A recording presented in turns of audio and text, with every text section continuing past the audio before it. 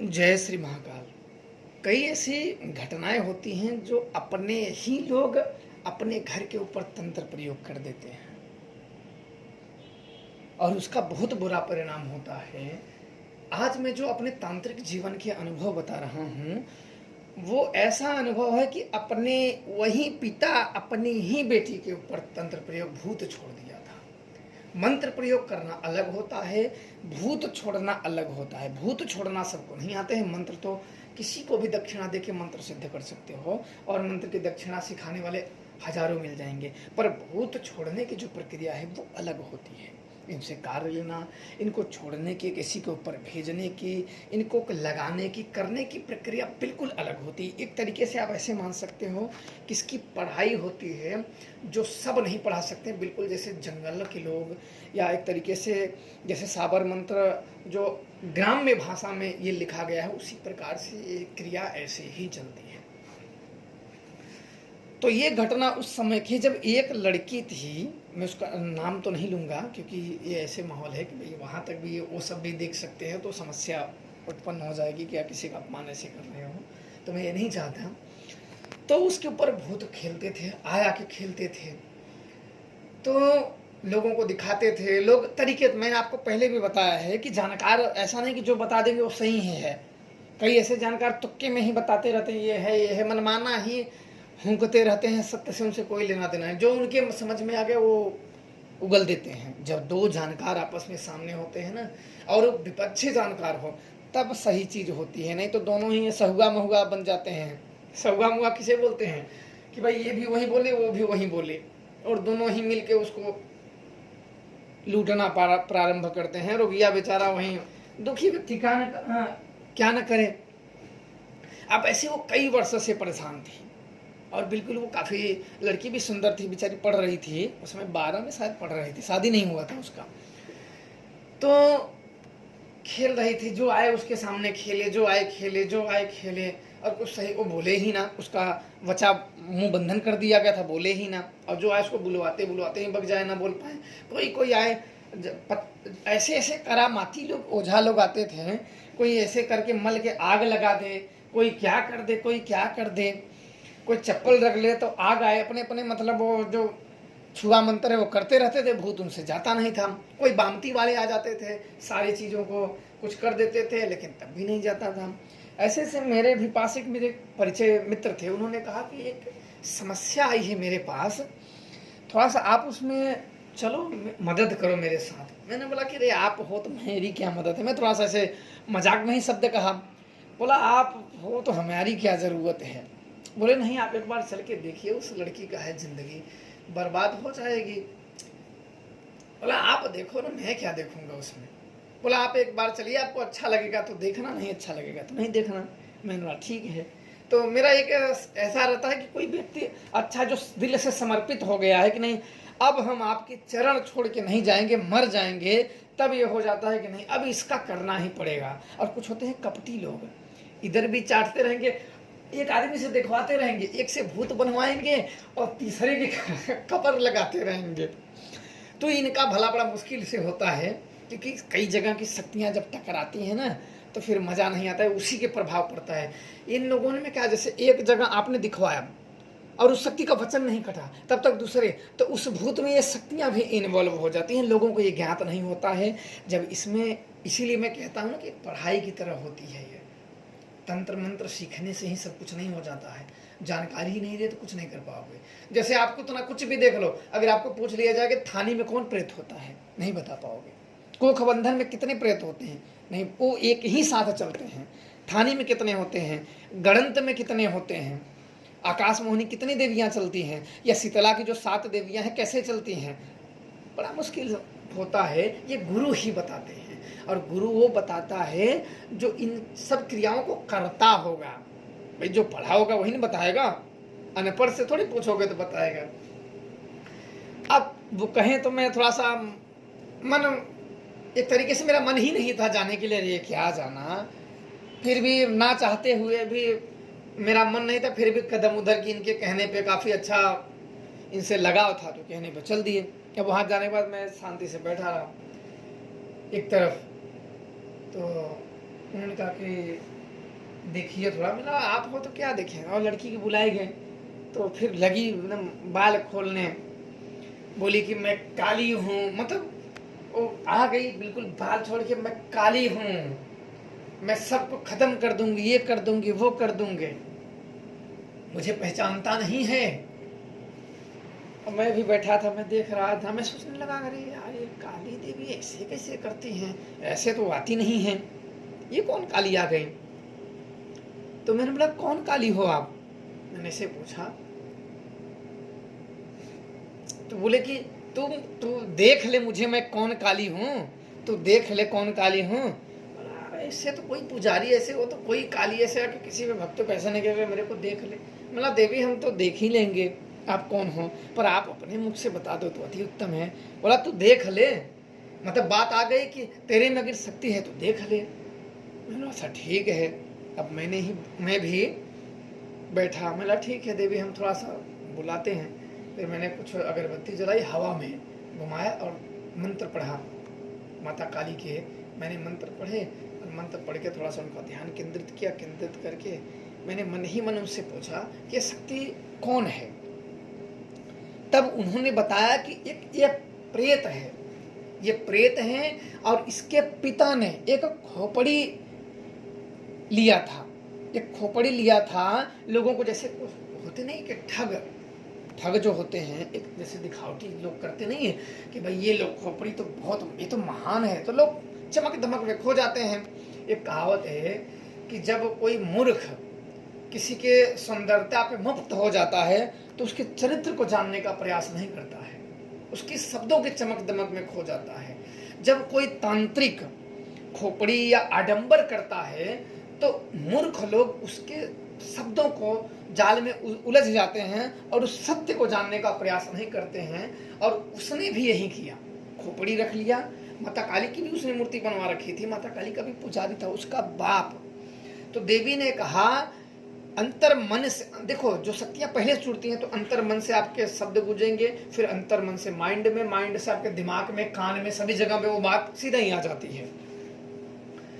तो इन लोगों ने कहा कि इसके बाप ने ही अपनी लड़की पे भूत बाधा कर दिया।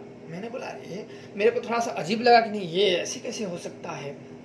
बोले कि इसके बाप ने ही ये भूत अपनी लड़की पे छोड़ दिया और ये काली बन के बोल रहा है। और मैं तो पहले ही जानता था कि कोई भी भूत किसी का भी रूप धारण कर सकता है, काली बन जाएगा, हनुमान जी बन जाएगा, शिव बन जाएगा, दुर्गा बन जाएगा, कोई भी बन जाएगा और वो पूजा भी खाएगा उसके नाम पे।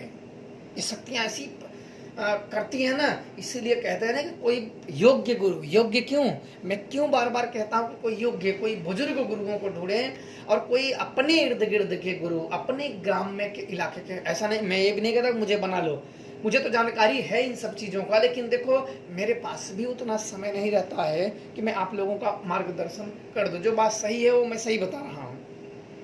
इसलिए मैं सदैव कहता हूँ कि यूट्यूबियों गुरु के चक्करों में ना पड़ा करो कभी भी।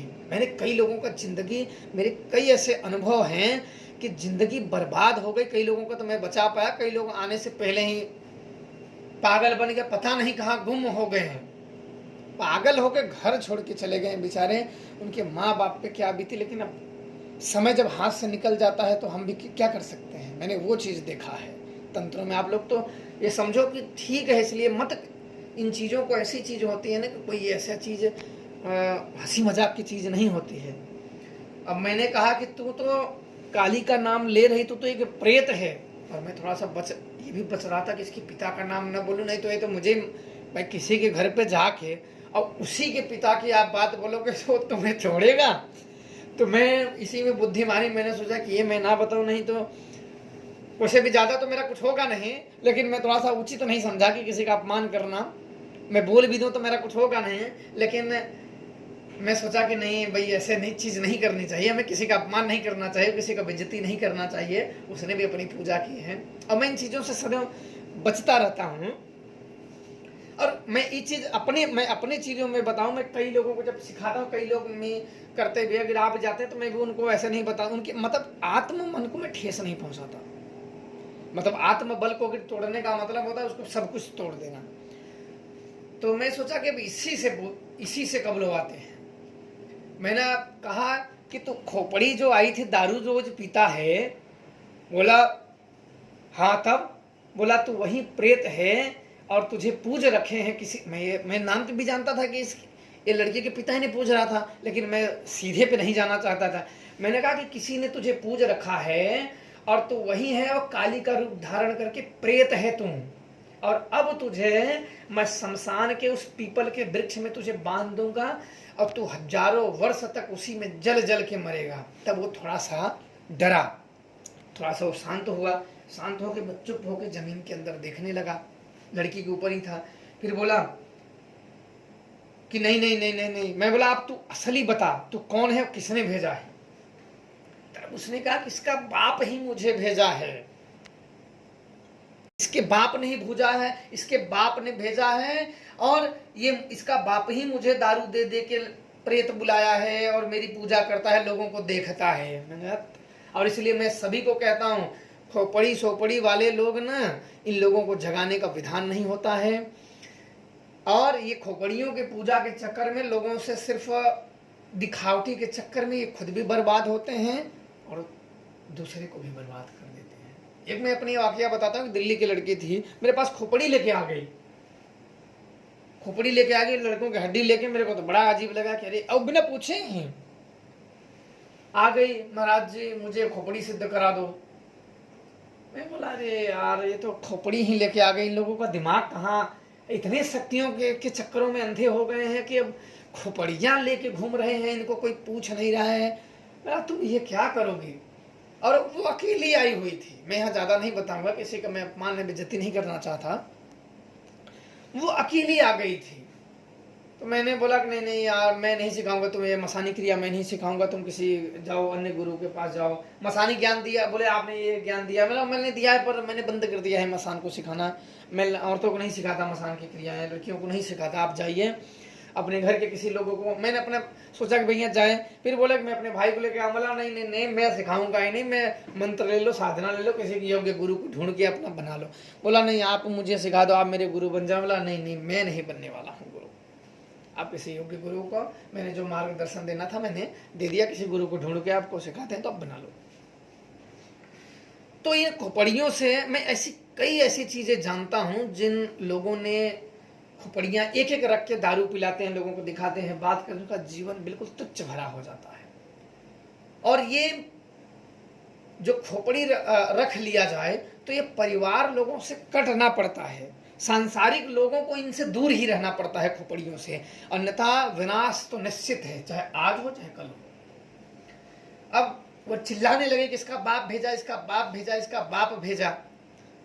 अब मैं तो सोचा कि मैं अपने मुंह से ना बोलूं, सब अवाक हो गए, फिर ये क्या बोल रही है। बोला क्यों भेजा है?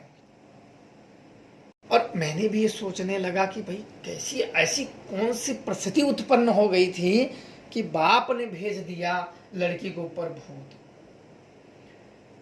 तो भूत जब कोई पूजता है तो दिमाग उसका खराब हो जाता है, और इनके पिता के भी साथ यही हुआ था। जो मैंने देखा कि जब भूत पूजता है तो सबसे पहले अहंकार आ जाता है, मैं ये कर दूंगा, मैं वो कर दूंगा, ये कर दूंगा, वो कर दूंगा। ये अभिमान क्या होता है, सबसे पहला मांग करता है पतन का। अच्छे अच्छे लोग तुमसे छूट जाएंगे और तुम्हारा पतन होना शुरू हो जाएगा। और इनका भी वही था, ये अपने पतोहू पे, बहू पे भी कर दिए थे, अपनी लड़की पे कर दिए थे, चलती फिरती लड़कियों पे कर देते थे। कोई जा रहा है, अच्छा दिख गया, किसी का भूत पकड़े हैं तो किसी को ऊपर फेंक देते हैं, उनका पकड़े इन पे कर दिए, उनका पकड़े इनको हटाने का विधान तो पता नहीं था।